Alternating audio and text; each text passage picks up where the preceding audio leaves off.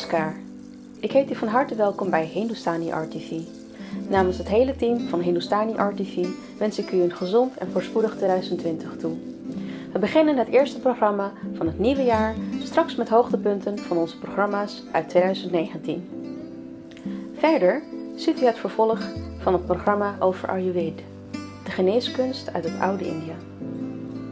Na de agenda kunt u kijken naar het tweede deel van Dhwani, een evenement verzorgd door de muziek- en dansschool Nupur.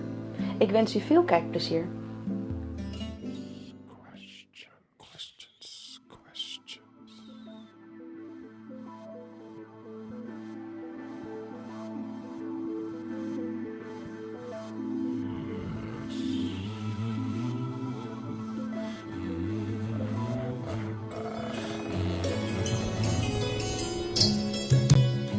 Dames en heren, welkom.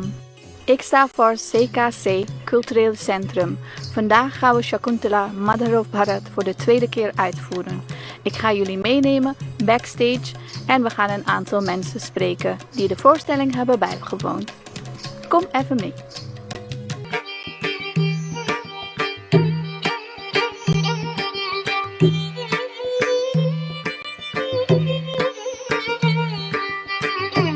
Ramdev Krishna, onze regisseur. Hoe gaat het met u? Een beetje moe, hè? Een beetje moe. Maar verder oké. Ik zal maar niet zeggen waarom ik een onderhuidse blijdschap heb. Maar dat heeft met sport te maken. Maar met oké. Sport, ja. Hoe was de voorstelling? Shakuntala, tweede keer en nou niet in Amsterdam, maar in Zoetermeer.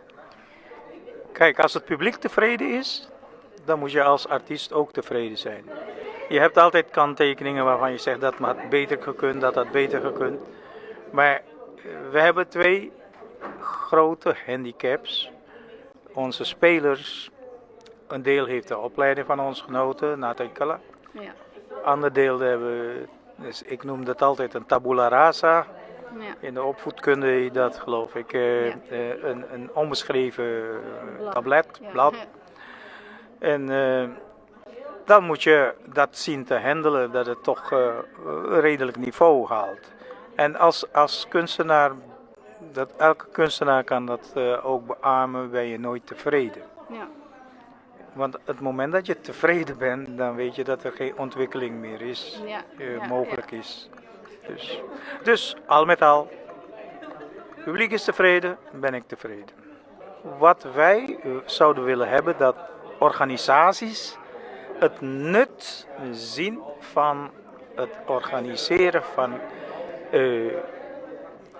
dit soort voorstellingen waar kunst en cultuur in een zo hoog mogelijke plek inneemt. De muziek, de hele aankleding, Ja. eigenlijk het complete pakket. Dat moet eigenlijk meer gezien en gewaardeerd worden. En dat moeten stichtingen.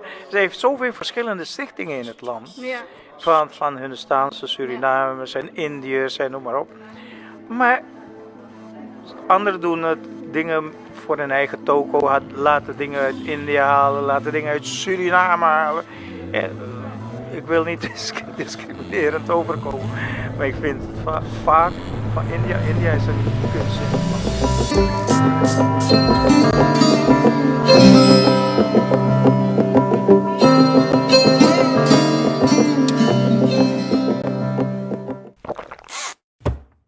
Muziek. Een helende werking voor het lichaam en de geest. Maar voor velen ook een helende werking voor de ziel. Of toch niet? Mijn naam is Jaar. Ik ben het nieuw gezicht van Hindustani Art TV. Ik ben vandaag in Amsterdam-Oost met mij als gast Avi Krishna. Avi, welkom. Dankjewel. Het is sowieso leuk om hier aanwezig te zijn en in gesprek te gaan met Hindustani Art TV. Nou, dankjewel. Bedankt voor het komen trouwens. Bedankt dat je even tijd wil maken. Je nogal wat drukke artiestenleven. Ik denk dat het jou toch wel heel erg goed ligt. Aangezien je nu ook een album hebt uitgebracht. Ja. Kan je er wat meer over vertellen? Hoe is dat, laten we het zo zeggen, waar is dat idee vandaan gekomen om het ook op album uit te brengen? Album uit te brengen, dit is eigenlijk al, speelt al een tijdje. Wel is het zo dat het voor mij de hele tijd heeft geduurd voordat ik een album dacht te gaan maken. Ik ben voor mijn omgeving ben ik zeg maar een beetje te humble in mijn muziek en heb ik het altijd een beetje hoe zeg je dat? Afgestoten, inderdaad. Ja. Maar op een gegeven moment dacht ik, en zeker met de ontwikkelingen van de laatste paar jaar, dat ook na het verlies van mijn guru, Kaustouvré, had ik zoiets van ja, het wordt nu wel een beetje tijd dat ik in ieder geval iets vastleg. En dan kijk ik wel vanaf dat punt verder hoe dat zich ontwikkelt. Ik bedoel, ik weet wat ik kan, ik weet wat ik niet kan. Ik weet dat ik nog absoluut niet de level heb van wat mijn guruji ooit had neergezet. Maar als ik me neerzet met wat er allemaal qua muziek in Nederland en in de wereld speelt, dan dacht ik van nou ja, let's try, let's go for it. Ja, zeker, zeker. Het verschil in muziek moet er zeker zijn. Ik vind dat je dat zelf ook goed hebt neergezet. Dank je. Ja, vandaag de dag is het eigenlijk alleen maar meer heel veel westers komt naar voren. Heel veel boom-boom muziek, ja. Noem het maar op. Ja. Jouw muziek vond ik zelf, gaat even een tandje lager. Je hebt het geluisterd? Zeker geluisterd, ja. Ja. En er zeker van genoten ook, Okay. absoluut. Het heeft mij denk ik als heel veel mensen toch wel enigszins geraakt. Ik ben zelf nooit echt, persoonlijk ben ik er zelf nooit echt mee bezig geweest. Maar sinds ik jou Sarod spelen luister, ja, dat trekt het mij toch heel veel erg toe naar de Indiase kant eigenlijk. Altijd goed om te horen. Wat erbij komt kijken, wat eruit voortkomt. Prachtig. Ik hoorde je net ook al zeggen over, je praat al over je guru. Daar heb je natuurlijk heel veel van geleerd. Ook qua Sarod heb ik gelezen. Jouw album die je hebt uitgebracht, is dat ook een soort van, zou ik het ook kunnen zien als een soort van eerbetoon naar jouw guru toe? Hoe kan ik dat het beste zien? Ja, eerbetoon vind ik iets te groot, maar misschien wel in ieder geval een soort van erkenning van dit is wat mijn guru mij gegeven heeft, aan mij overgedragen heeft en dat ik dat als startpunt kan nemen om te delen met het publiek, met de wereld.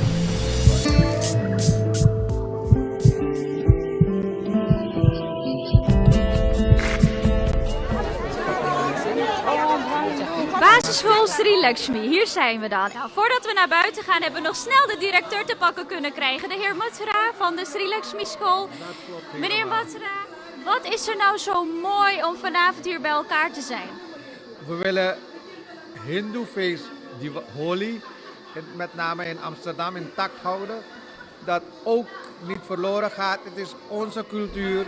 Dus daarom heeft de Sri Lakshmi School elk jaar de deuren opengezet. Dat de mensen van hier de fakkeloptocht kunnen organiseren. Ik hoor Ram Namaste, iedereen welkom namens Stichting Holi Diwali Amsterdam. Alleen voor volwassenen hebben we fakkels. Kinderen binnen de 12 jaar hebben we mooie lampionnen.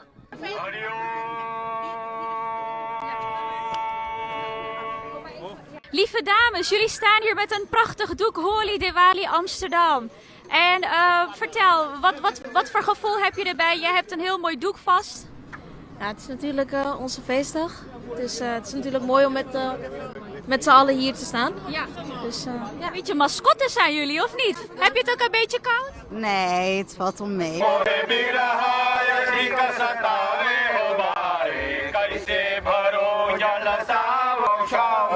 Naast mij staat Santusha.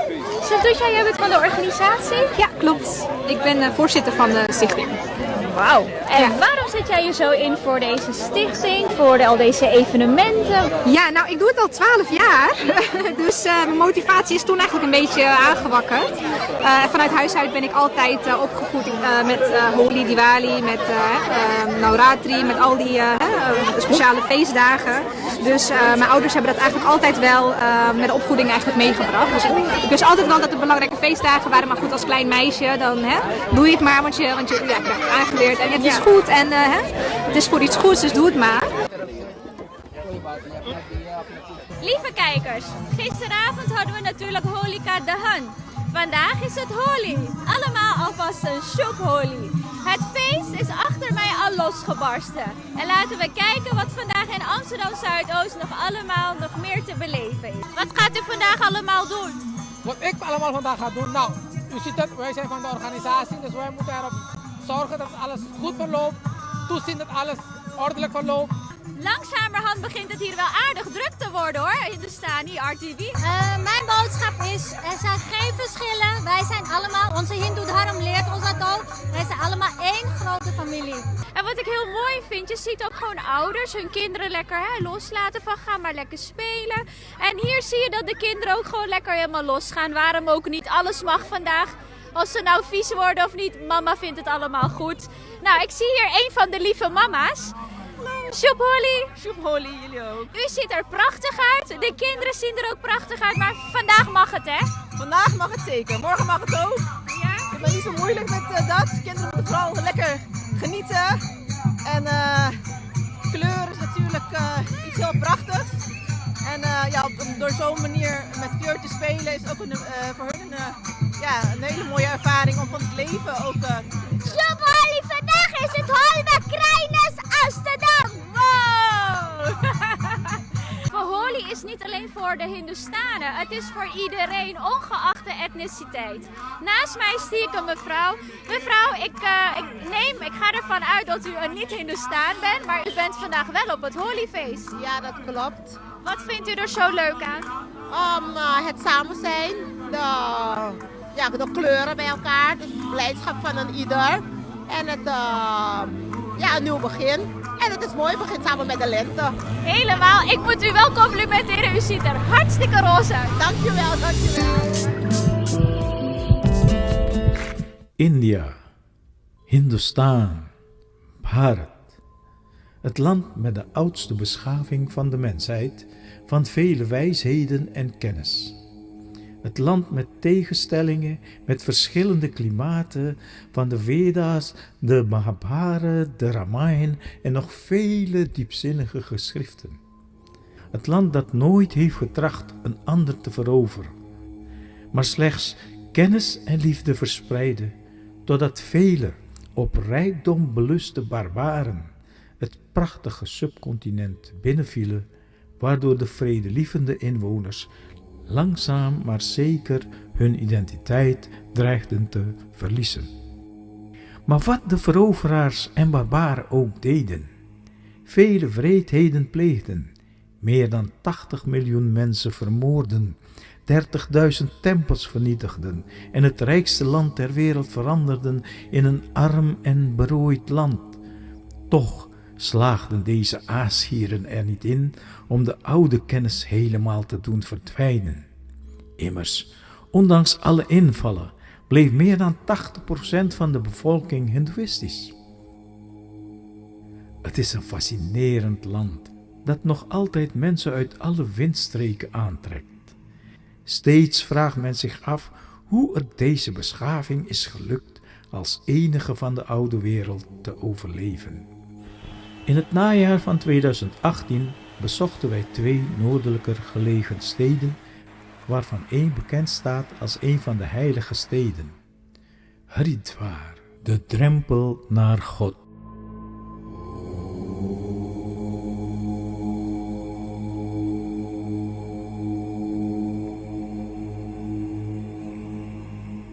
Ik had het voorrecht te logeren in het Dev Nadi Hotel, direct aan de Ganges. Voor een duik in deze heilige rivier was het dus niet nodig het hotel te verlaten. Een andere bijzonderheid van dit hotel is dat het van overheidswege een beschermd monument, een erfgoed is. Wat deze luxe kamer nog extra bijzonder maakt, is dat de bekende regisseur van de eerste grote televisieserie Ramayana, de heer Ramanand Sagar, daar logeerde en zijn complete script aldaar ongestoord had geschreven.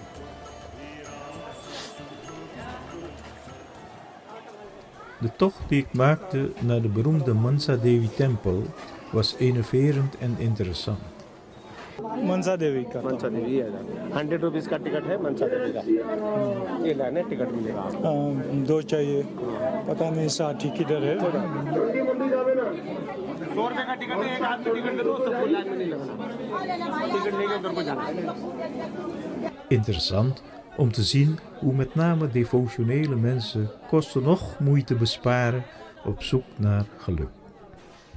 Deze tempel schijnt mensen van oudsher aan te trekken op zoek naar een beter leven hetgeen Mansa Devi hen kan schenken. Het tempelcomplex beslaat ongeveer 400 vierkante meter op de Shivalik-heuvel bij het dorp Bilaspur, niet zo ver van Chandigarh. Met de kabelbaan begaven mijn reisgenoot en ik ons naar de beroemde tempel. Zoals in bijna alle tempels in India is filmen verboden.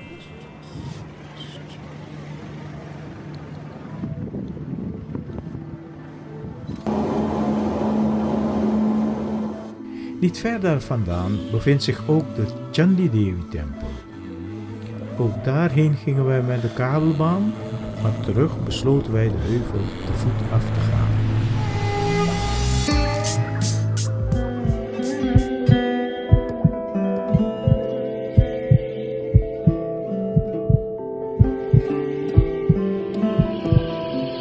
Ayurveda is de oudste geneeskunst van de mensheid.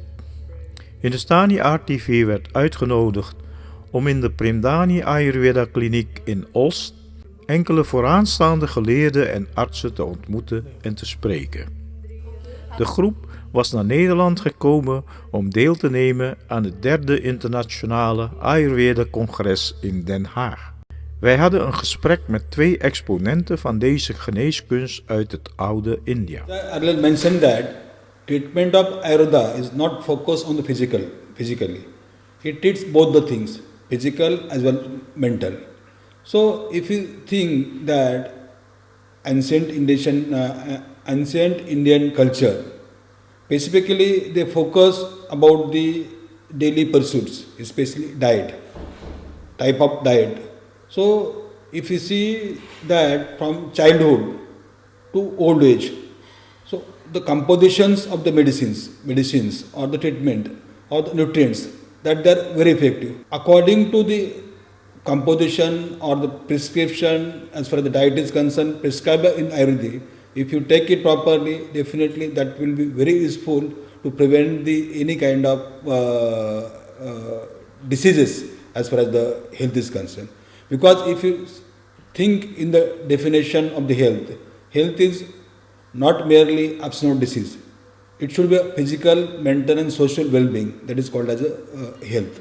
So for the social well-being it's okay, but for mental well-being, physical well-being, the diet prescribed in the Ayurveda, that will be more effective as compared to the diet that we are taking in this modern era. We come to the very important question which you have raised and many people have raised. The public says, how can we find the difference between a good quality Ayurvedic medicine and a bad quality Ayurvedic medicine or poor quality Ayurvedic medicine? And this is true because Ayurvedic medicine is a multi-billion industry in India. You know, there's so many Ayurvedic pharmacies and a lot of them don't have a very good standard, but a few have a very good standard. But it is very difficult for the consumer in the West to know that. Even with practitioners who might bring little bits and pieces or medicines. So, how can the consumer, the patient in the West, in Netherlands or in UK, be absolutely confident that what they are buying is pure, it is safe, it is not contaminated? So, that is the reason why I as a doctor, first started this company to help my wife and other Ayurvedic doctors to bring in laboratory tested herbs. So going to India several times, visiting the manufacturing unit myself and making sure that it meets the international criteria. So you have to see so many of these, so there are only a few of those. So we have to produce those certifications with the GMP and ISO and also the laboratory tests, but even who has done the laboratory test. So those laboratories should also be accredited internationally. So anything we import from India, some of the herbs we buy from UK, where larger companies may be importing that, but they come with certification. And that is why if doctors supply those Ayurvedic medicines, even to the marketplace, to the retailers or to the pharmacies or the health food stores or the spas, if there are qualified and experienced doctors who have a good name, if they supply it, then the customer and consumer will be confident that no, this medicine will be of good standard.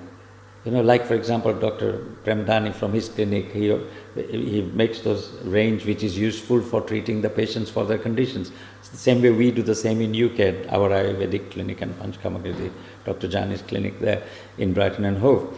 And the reason why they buy it from us is because they know that there are very experienced, well-meaning, dedicated doctors who are who are actually registered with regulatory bodies.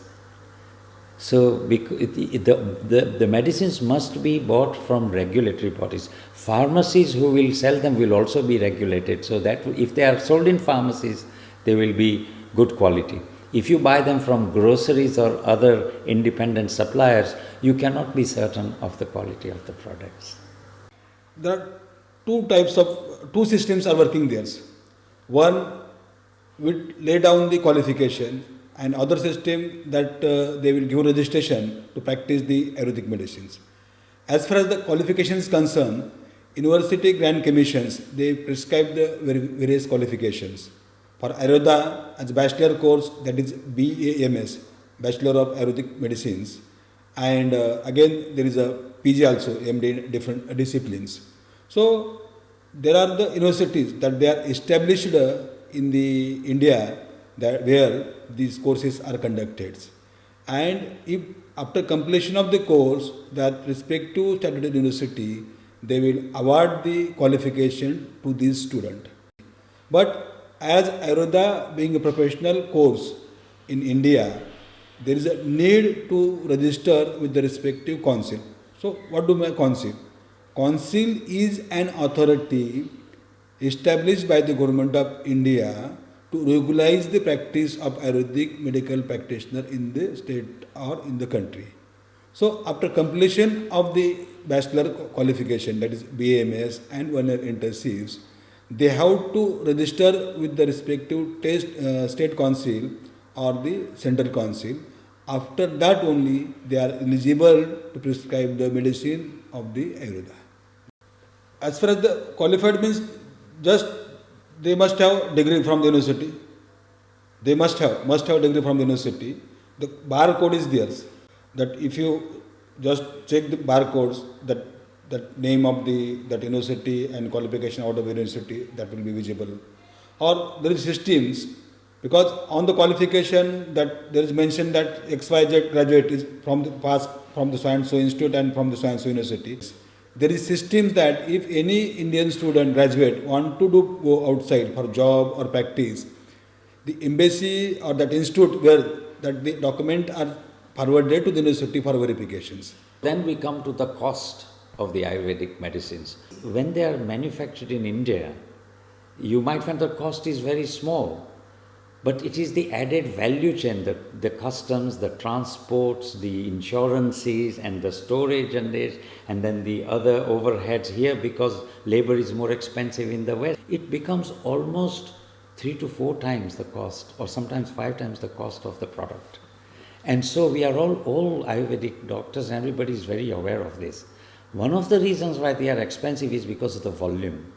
As you know, with anything, it's a scale of economies. Once we can get this regulated, if we can get this regulated and licensed with larger companies coming into this, then if the National Health Service and the hospitals and the medical doctors, and once they start able to prescribe it, then the cost of this can come down. So we are working towards that. That's what I want to say. We are working towards trying to see if we can bring the costs down. Actually, I came here to attend the conference organized by the Maharashtra University of Health Sciences Nasik in collaboration with the Premdani Institute. Since last 2 years, we have taken a lot of efforts to have a global recognition for the Ayurveda. Even Government of Maharashtra, Government of India has took initiative to explore the knowledge of Ayurveda globally.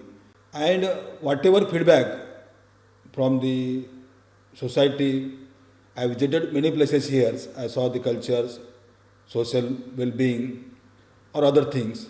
So how this Ayurveda that will be feasible, effective in this scenario, That was the basic objective of my visit, because as I earlier mentioned that in modern medicine we treat physically. If fracture is there, we can put the plate, we can repair the fractures, or if injury is there, we can put suture and we can treat that wound. But in Ayurveda, there are different kinds of practices, and that mostly depends upon the requirement of society, culture, as well as the environment. And I observe that in this environment and in this culture, Ayurveda may be very good or excellent for the not only major diseases, but basically if you see the modification of lifestyles, because most of the diseases are caused because of the hurry, worry and curry. So everyone is want to run fast, a lot of stress, strains, and to prevent diseases because of the hurry, worry, curry, that Ayurveda is I think that will be most effective. So really, I mean, we've got all this modern medicine as a gold standard. If you're ill or something happens, we always go to our modern medical doctor, and it's still the gold standard. We need it. But integrating Ayurvedic medicine with modern medicine fills a lot of gaps. There are a lot of gaps in modern medicine. So the question is, why does the world need Ayurveda or Ayurvedic medicine? Okay.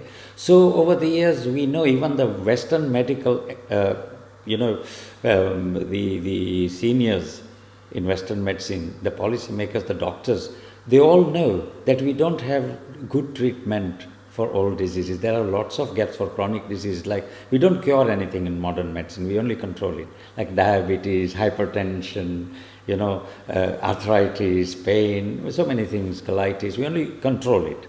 Yeah? And a lot of steroids we give in this. Whereas Ayurveda is a well-established natural and holistic healthcare, where a lot of the natural herbs and herbo-mineral preparations, they are safe and they are effective as well. They have very minimal side effects. The national budgets for treating side effects of painkillers and analgesics like, I can't name the generic names, but the diclofenac and naproxens and all these, and many other cancer drugs and things. Massive side effects. You have billions of dollars of budgets for treating side effects only, on top of actually treating with the medicines. So Ayurveda offers the solution that eventually, even though they may be expensive to start with, it could reduce a huge amount of drug bills for the budgets for national governments in many, many countries. And this is where the World Health Organization has been looking at for the last 20 years nearly. And that is why it has recognized Ayurveda as a possible, and approved it as a medicine for many countries, as a complementary or to replace some of the treatments, you see. So, to give you an example, that if somebody is suffering from arthritis or rheumatoid arthritis, we've taught quite a lot of them with this. A lot of people cannot take these very strong anti-inflammatories or painkillers. So in Ayurveda, you would simply by doing the ahar, vihar, and helping them to do their massage themselves with special oils, just rubbing and massaging the oils, it will make them flexible, improves the quality of life, reduces the pain. By doing a little bit of yoga and Ayurveda, it can change this pain perception. It can also stretch and it can help with the pain. So these non-pharmacological methods in Ayurveda, as we call them, very important. This is what Ayurveda offers, yoga and Ayurveda.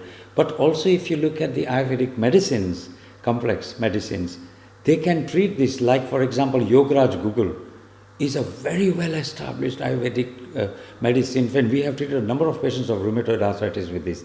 Shalaki Google, Boswellia, very well-established. The effect is almost like diclofenac. There's been research in this. All this autoimmune, viral, HIV, AIDS, we have got Guduchi and Bhumi Amla, Phalanthus niruri and Kalmek for liver, well-established. We treat patients with that, And we ourselves, even I have myself taken these, used a lot of these. For stress and you see all these antidepressants, tranquilizers and things. I've been using ashwagandha and brahmi and shankapushpi, well-established stress adaptogens, natural herbs for, calming the mind, having good sleep. Brahmi, simple holy basil, tulsi. People don't know that it's an anti-anxiety herb. You drink the tulsi tea every morning and evening. At night, you will feel so calm, your anxiety will go. And you just do a little bit of nice pranayama with a bit of meditation with it. And you don't have to have these millions of pounds of budget for antidepressants like, various SSRIs and things which have severe side effects on that. I could talk more about it, but I hope that that actually makes you think. As far as the Ayurveda is concerned, that is the not only medicines that can treat the disease.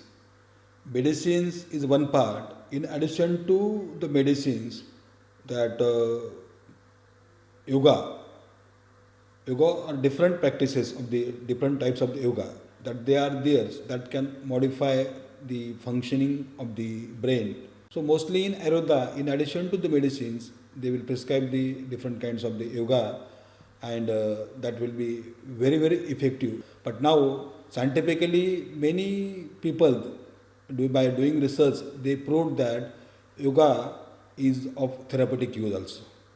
Because if you see body, earlier physical movements of the body, they are there, that will increase the circulation of the body.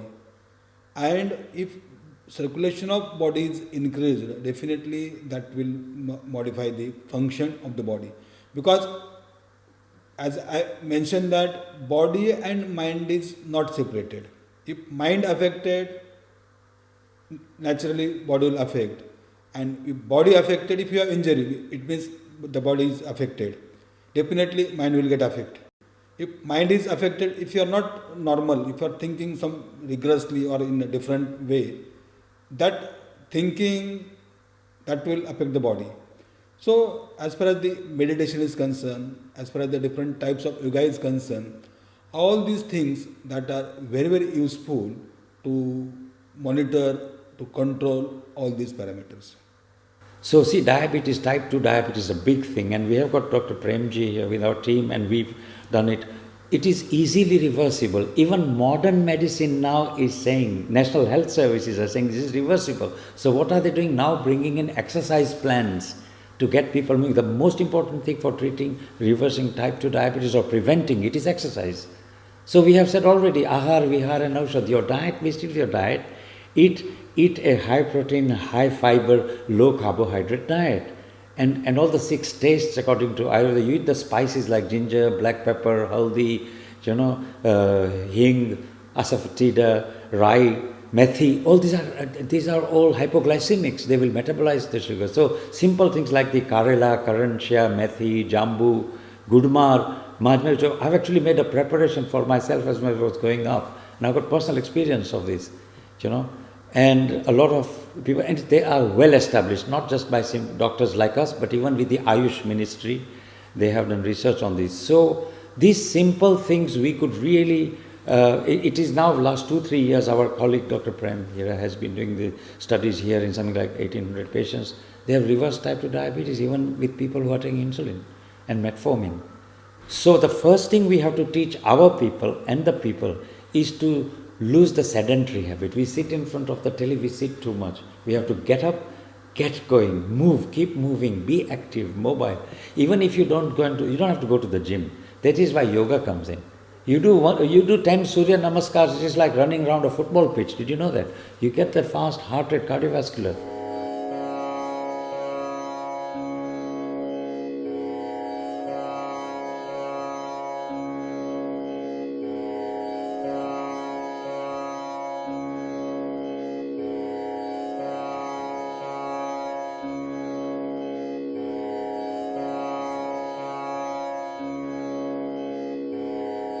You try just doing 5 Surya Namaskars, you start breathing, and the pulse will go. It's a cardiovascular exercise without running.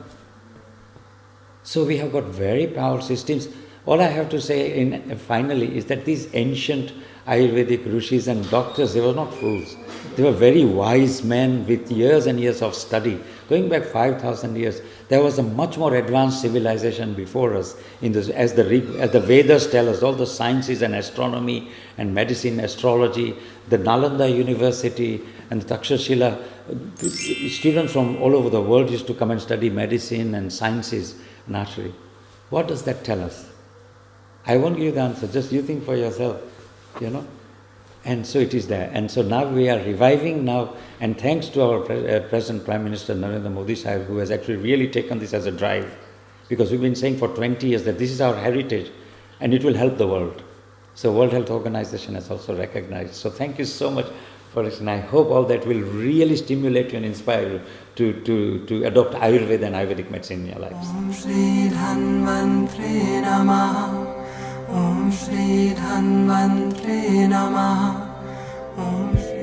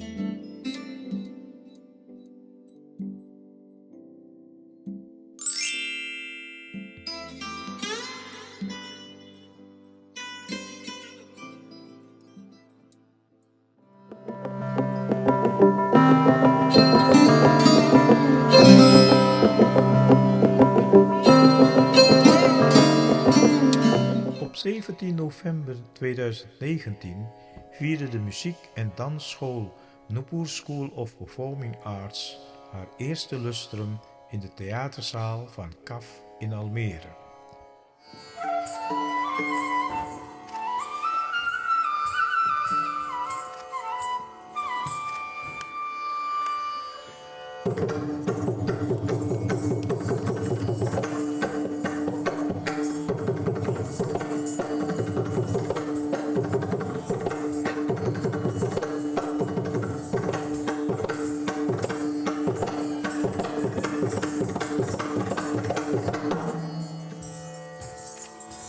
Thank you.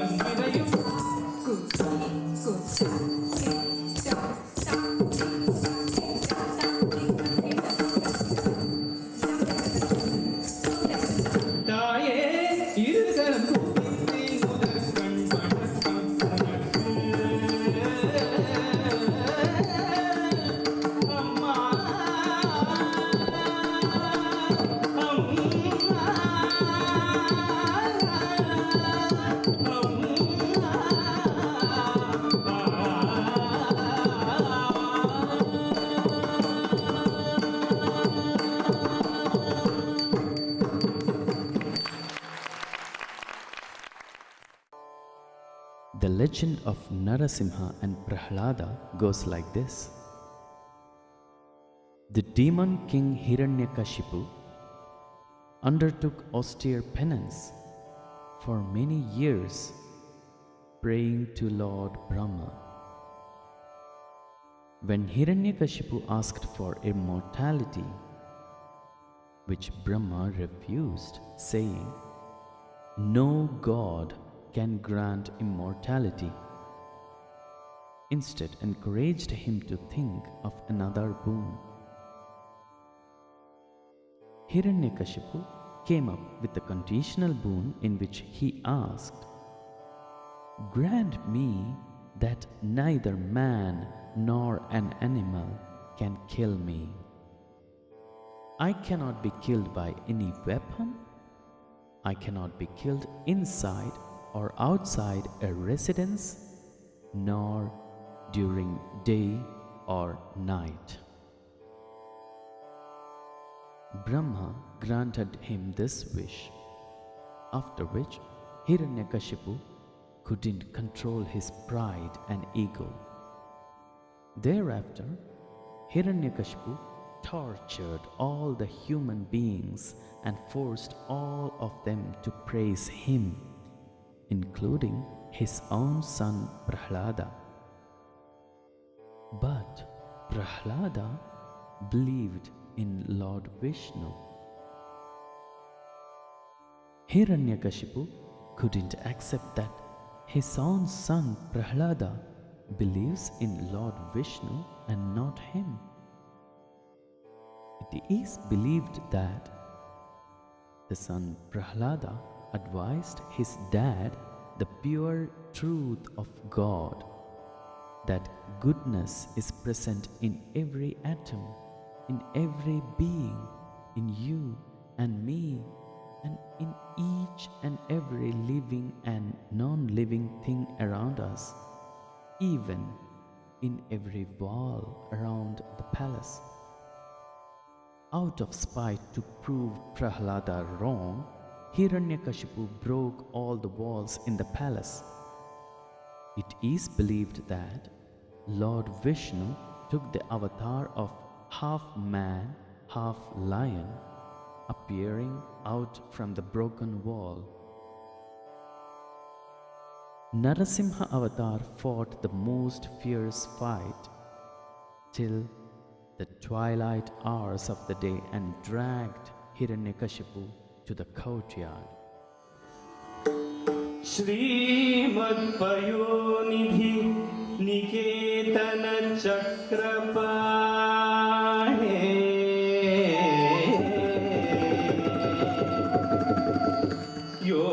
Yogindra Bhogi Manirajita Punyamurte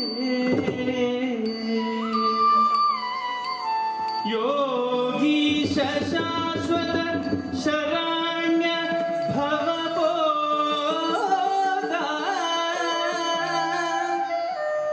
Lakshmi Nrsimha Mama Devi Karavalambam Lakshmi Nrsimha Mama Devi Karavalambam.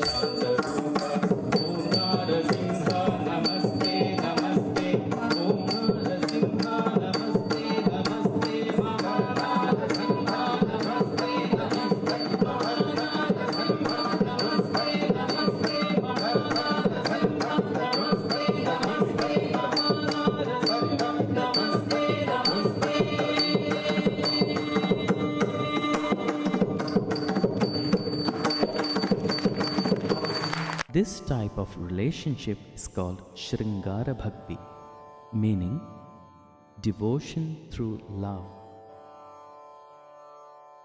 Soyasugada Nadu Sugama Venugopala, the one with beautiful curly hair, Venugopala. Balyamanduno emu bottu gettina vadu. Here, the dancer complains that she was married off when she was a child, when she didn't even know what the meaning of marriage is. Mogudochi pilachedu poyi vaduna. My husband is here calling me. I will go and return quickly. Preeti Maravaku Nasami. Dear, please do not forget about me. Bhanu Padmamu Vale Duramundin Neni. Even though the lotus is away from the sun, the lotus blooms because of the sun. Nayika symbolizing herself as the lotus which blooms because of the lights of Krishna, the sun who is very far away from her. Ni padamande sharanama. I don't have any other resort but you. Ni dhanyamu veruleka nive daivamami. Nayika says, you are the one who is always in my heart.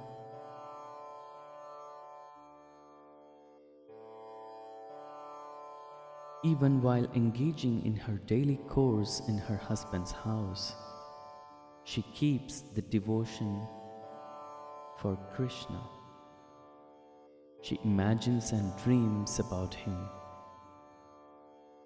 to give her the strength.